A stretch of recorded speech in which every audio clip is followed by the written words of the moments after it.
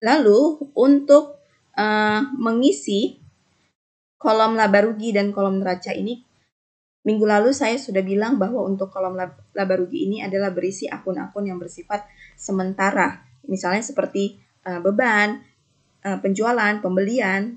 Lalu untuk di akun-akun neraca saldo, di neraca ini berisi akun-akun yang bersifat real. Misalnya seperti harta, hutang, dan modal. Lalu kita lihat pada kas. Jadi angka yang diisi pada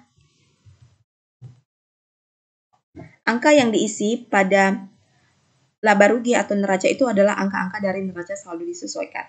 Jadi untuk akun kas itu karena dia kas itu bersifat harta, berarti dia masuk ke dalam kolom neraca, yaitu sebesar 1.800.000 berada di sisi debit. Lalu untuk piutang dagang itu sebesar 3 juta, berarti itu termasuk ke dalam kolom neraca. Berarti kita masukkan ke kolom neraca.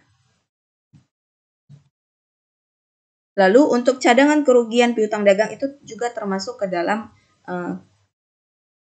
neraca, yaitu sebesar 200.000 di sisi kredit. Persediaan barang dagang itu juga termasuk ke dalam harta, yaitu sebesar 6.000 di sisi debit. Perlengkapan toko itu adalah harta, itu masuk karena dia harta masuk ke dalam neraca, yaitu kita masukkan 400.000 debit. Perlengkapan kantor itu juga harta, kita masukkan 300.000. Sewa dibayar di muka itu juga termasuk harta karena dia harta masuk ke dalam kolom neraca, yaitu sebesar 900. Peralatan toko sebesar 15 juta, itu juga termasuk ke dalam harta. Akumulasi penyusuan peralatan toko itu juga termasuk ke dalam neraca, yaitu sebesar 800.000 di sisi kredit. Peralatan kantor juga termasuk ke dalam harta, yaitu sebesar 14 juta di sisi debit. Akumulasi penyusuan peralatan kantor itu sebesar 900.000, itu masuk juga ke dalam neraca. Hutang, tadi kan yang termasuk neraca itu harta, hutang, dan modal. Karena dia hutang juga termasuk ke dalam neraca, yaitu sebesar 4 juta di sisi kredit. Hutang wesel sebesar 2 juta di sisi kredit. Hutang hipotek sebesar 4 juta di sisi kredit.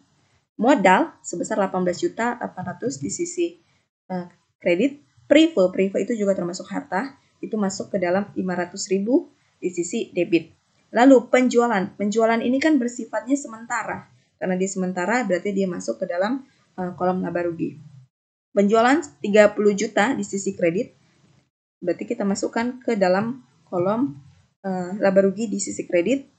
Lalu return penjualan sebesar 1.000 di sisi debit, potongan penjualan sebesar 100.000 di sisi debit, pembelian juga bersifat sementara sebesar 12 juta di sisi debit, return pembelian 400.000 di sisi kredit, potongan pembelian 100.000 di sisi kredit, dan biaya angkut pembelian juga 200.000 di sisi debit. Biaya angkut itu kan juga bersifat sementara. Setiap periodenya berbeda-beda besarnya biaya angkut.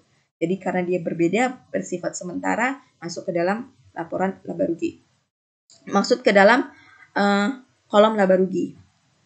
Lalu beban iklan juga bersifat sementara, 180.000 sisi debit. Beban gaji sebesar 1 juta di sisi debit. Beban gaji kantor sebesar 1.500.000 sisi debit. Beban asuransi 400.000 debit. Beban listrik 800.000 di sisi debit. Kerugian piutang sebesar 100.000 di debit. Kerugian itu juga termasuk ke dalam akun-akun yang bersifat sementara, karena setiap periode besarnya kerugian itu berbeda-beda. Lalu ikhtisar laba rugi itu sebesar 1 juta di sisi debit. Beban perlengkapan toko 200.000 sisi debit. Beban perlengkapan kantor 100.000 sisi debit. Beban sewa 300.000 di sisi debit. Beban penyusunan peralatan toko 300.000 debit. Beban penyusunan peralatan kantor 500.000 debit. Hutang, tadi kan saya bilang hutang itu termasuk ke dalam kolom neraca, karena yang neraca itu bersifat real. Apa aja itu? Hutang, harta, hutang, dan modal. Hutang berarti 200.000 di sisi kredit. Hutang gaji 300.000 di sisi kredit. Iklan dibayar di muka itu termasuk ke dalam harta. 120.000 di sisi debit.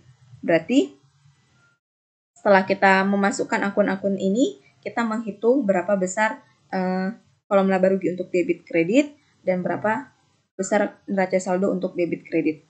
Dan memang angkanya ini tidaklah sama untuk debit kredit di laba rugi dan debit kredit di neraca saldo, memang tidak sama. Lalu kita hitung berapa perbedaannya atau selisihnya. Berarti untuk laba rugi 30.500.000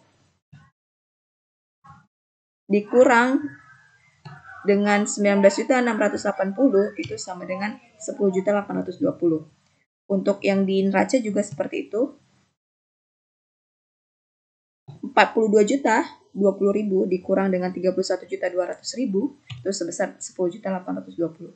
Nah, angka yang inilah yang harus sama. Jadi, ini adalah laba dari perusahaan dagang tersebut. Kenapa laba? Karena minggu lalu telah saya jelaskan juga,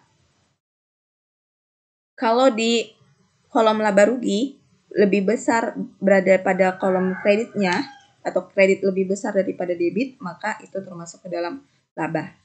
Dan juga hal itu didukung dengan di kolom neraca debit lebih besar daripada kredit. Itu juga termasuk ke dalam laba. Kenapa lebih besar si debit dibandingkan kredit? Tadi kan yang saya bilang bahwa di kolom neraca itu terdiri dari akun-akun real. Akun-akun real itu apa? Harta, hutang, dan modal. Berarti lebih besar hartanya, yaitu 42.020.000 dibandingkan dengan hutangnya, yaitu sebesar 31.200.000. Berarti kan lebih banyak hartanya daripada hutangnya. Berarti dia mendapatkan laba, yaitu besarnya labanya adalah sebesar 10.820.000. Jadi ini adalah neraca lajur untuk PD Fani. Lalu dari sini kalian bisa, demikian penjelasan saya tentang contoh soal neraca lajur PD Fani. Lalu selanjutnya adalah post-test yang harus adik-adik mahasiswa kerjakan. Di mana post-testnya itu adalah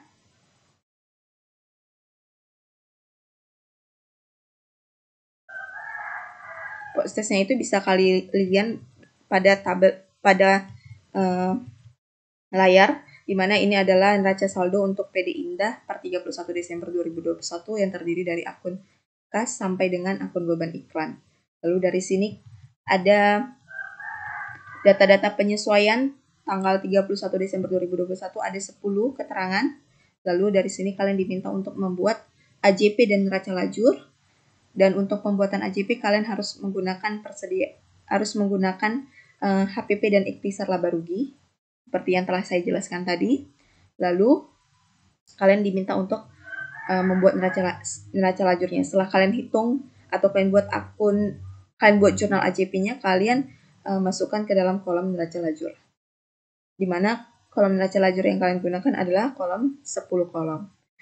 Seperti biasa, tugas ini kalian kerjakan di buku latihan kalian, lalu kalian scan terlebih dahulu hasil post-test kalian tersebut, lalu hasil post-test yang telah kalian scan itu kalian buat dalam satu format, yaitu format PDF, dan PDF itulah nantinya yang akan kalian kumpulkan ke GC kalian masing-masing. Demikian pertemuan kita pada pagi hari ini. Kakak ucapkan selamat pagi dan selamat beraktivitas untuk kita semuanya. Dan sampai bertemu di pertemuan selanjutnya. Terima kasih.